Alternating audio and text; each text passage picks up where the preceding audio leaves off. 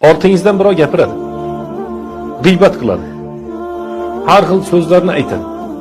Mana shu so'zlarni aytganligini siz ba'zan bilasiz, ba'zan bilmaysiz. Uni yaxshiligidan olinib, sizni yaxshiligingizga qo'shiladi.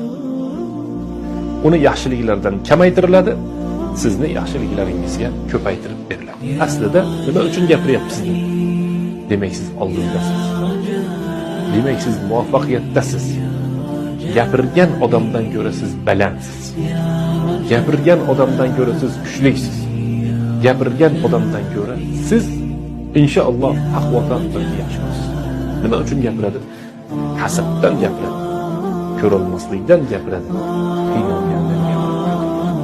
Oddiy insonlarning qo'lidan kamroq bo'ladi. Shuning uchun biz Alloh taologa hamd va sano aytishimiz kerak. Bu ortimizdan gapirayotgan insonlarga umuman e'tibor qilmaslik.